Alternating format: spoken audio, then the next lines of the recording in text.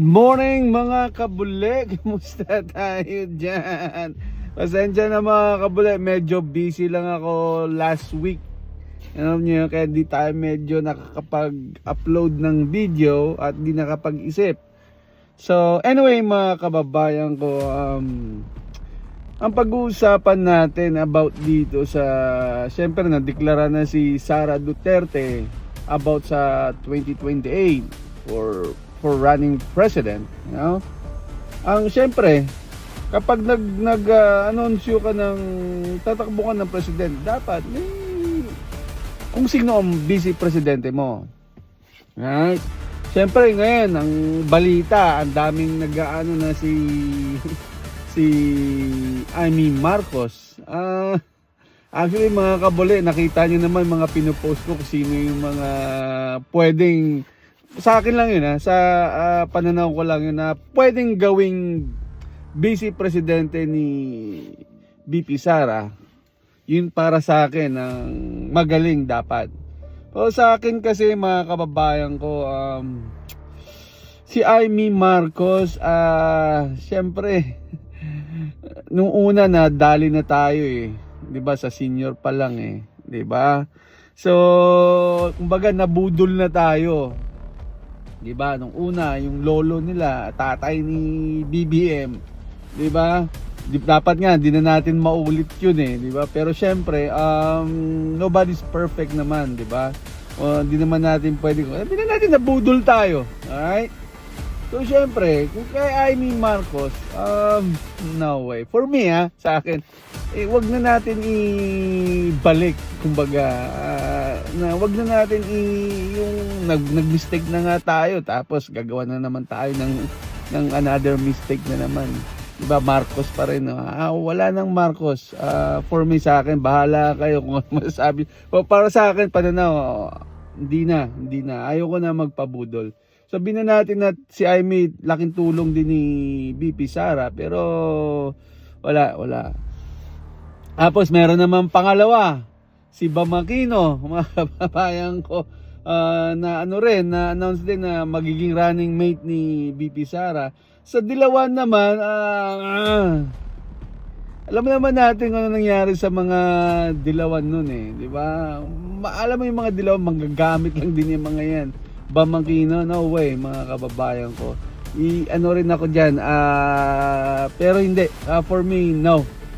Hindi ako kay Bam Aquino kasi Dilawan yan or alam mo na, hanggang ngayon nga wala pa rin na sa buhay.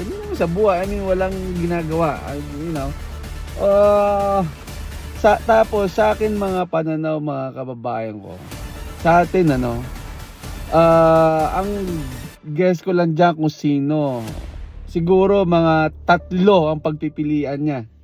Pero syempre, sa mga kalyado niya, syempre, yung talagang solid na Duterte na tinatawag, na kung sakaling pwede siya ipagtanggol. Hindi yung sa iba siyang partido kukuha. No. Hindi hindi, pero kaya nagkamali nga rin si Robin Padilla dyan so, idol, it's okay, pero kumabig ka rin. Anyway, ang akin dyan, ang pinipili natin, gusto ko lawyer di ba? Unang-una gusto ko, sa pupusuan ko dyan, si Peter Cayetano o Peter Alan Cayetano. Yan. Yung dating running mate din ni Tatay Digong. Ayan. Okay din si Peter Alan Cayetano. Yan. Okay ako diyan kasi lahat pinagtatanggol ni Peter Alan Cayetano, talagang batas sa batas, talagang inaano niya. Tapos pangalawa naman si Marcoleta. Yan. Si Marcoleta, mas okay din si Marcoleta. He's a lawyer. Alam niyo yan mga kababayan ko. So pwede rin ako kay Marcoleta. Okay rin yan. Mga Duterte yan Tapos believe rin yan. Kaya laking bagay din na naiboto niyo si Marcoleta. Kasi syempre talagang inano niya talaga yung mga mga sa congressman, talagang inaano. Kaso kasi puro ano, syempre sa panahon kasi ni BBM ngayon, mga kababayan ko, silang nasusunod. Alam mo 'yan? Silang nasusunod sa lahat ng bagay. Wala nang tao. Alam mo 'yun, mas worse sila. Wala sa lugar. Alam mo 'yun? Wala sa lugar. Hindi na yung batas ang sinusunod eh. Itong sino ba 'to? Yung Bendalo, anak na si Rimulya. Come on. Hindi na yung tama ang ginagawa nyo. Iba ka kay Duterte. Si Duterte ganito ginagamit eh. Alright? Ang mga nangyayari kay Tatay Digong noon, mga walang silbi sa buhay. Alam mo yung mga kriminal na dapat talagang yung mga salot sa lipunan na talagang ilang beses paglabas pasok labas pasok na sa kulungan eh, nilabas na, titira na naman. So yung mga taong patapon na ang buhay, so it's okay na para sa akin it's okay na parang kahit mamatay sila dyan wala na saka makita bata nire-rape, di ba? Siguro inaano niya yung sinigaya niya si Duterte, iba ka kay Duterte, malayo ka kay Duterte. Rimulya, si Boying Rimulya. So ngayon sa panahon kasi ni BBM ngayon, halos lahat silang nasusunod. Pero yung nag-announce si BP Sara na tatakbo sa 2020, biglang yung iba nagbago na, nataranta lahat, mga kababayan ko. So anyway, balik tayo dito sa kay Peter o kay ano ba to, kay Marcoleta. Goods din yan, mga kababayan ko. Ito mga tatakbo ko kaya magiging vice presidente ni Sara Duterte. Tapos meron pa isa, si Bongo. Alright? Si Bongo, okay din naman si Bongo, pero mas okay ako sa dalawa.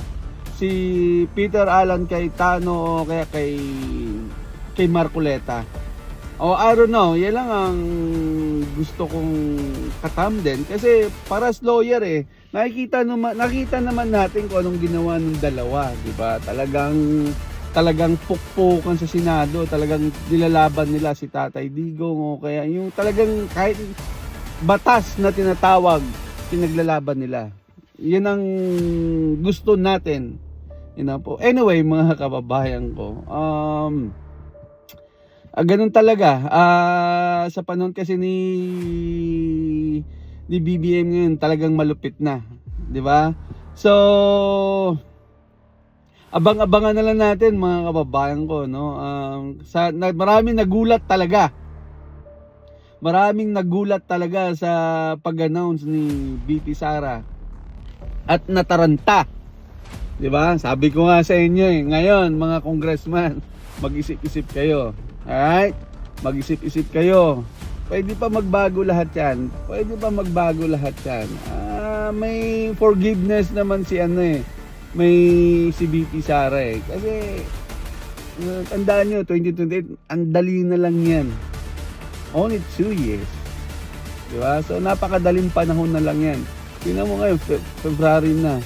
Hindi natin alam, next month, March na. Diba? Napakabilis ng panahon ngayon. Kaya mag-isip-isip kayo. Alright? Lahat naman, obvious naman lahat ng mga ginagawa natin. Ginagawa nyo na talagang pilit nyo pabagsakin si BP Sara. Hindi naman, yung mga Pilipino, hindi naman tanga na hindi kayo ma-obvious. Obvious na obvious. Politika ang ginagawa nyo kay Sara Duterte. 'Di ba? Hindi tanga mga tao na hindi alam. 'Di ba? Kahit sabi nga natin kahit anong bato niyo, wala pa rin naniniwala sa inyo 'Di ba? Lalo na lumalakas ang mga tao sa mga Duterte kasi kayo din kasi tira kayo ng tira Lahat na lang pagbibintang nyo, ginagawa niya ngayon. Ito naman, kaka-announce lang ni BP Sara na tatakbo sa 2028. Ito naman si Abante, nag-file kagad pang-4 na impeachment. 'Di ba? Lahat na lang binato nyo na. So, talagang hindi tanga mga tao na hindi ma-obvious ang mga pinagagawa nyo. 'Di ba? Lahat ginagawa nyo lahat na para pabagsakin nyo si Sara Duterte. Pero hindi, mga kababayan ko, mga tao ngayon hindi na naniniwala sa inyo kasi ayaw na namin ibalik ang mga nakaraan kapag kayo pa rin. Alright? Tama na yung nangyari kay sa Yolanda, sa SAP 44 na si Noynoy Abnoy, di ba? Tama na yung nangyari, di na natin pwede ulitin yon. Nabudol lang tayo kay BBM. Pero sabi ko nga kanina, nobody's perfect naman. Nagkamali lang din siguro si VP Sara. Nagsorry din naman siya na talagang dinala niya si BBM. At wag natin alam natin to na kundi dahil kay VP Sara walang BBM, tandaan nyo lagi yan. Kasi si Marcos, si Bongbong Marcos, wala na naniniwala mga tao, mga Pilipino, wala na naniniwala sa mga Marcos noon. Talagang anong sabi, mga magnanakaw talaga yan. Talagang wala, nadala lang talaga siya kay VP Sara. Kaya syempre, naniwala kami kay VP Sara eh. Solid mga Duterte. 'Di ba? Kasi kay Duterte lang ang may totoong malasakit sa Pilipinas. 'Di ba? Yun yung napansin namin. Sabihin na natin na sinasabi nila corrupt. Sinasabi, okay, corrupt kung corrupt. Pero ano nangyari? May gawa naman kasi. 'Di ba? May gawa. Pero di naman katulad ngayon to ni BBM, ang corrupt, grabe, billion-billion. 'Di ba? Pero kay Duterte, sabi na, nobody's perfect naman eh. Siyempre titira din yan. Siguro sabihin na natin ng mga pang Chowking o pang Jollibee. That's it. Pero ito ngayon kay BBM kasi garapalan. Diba?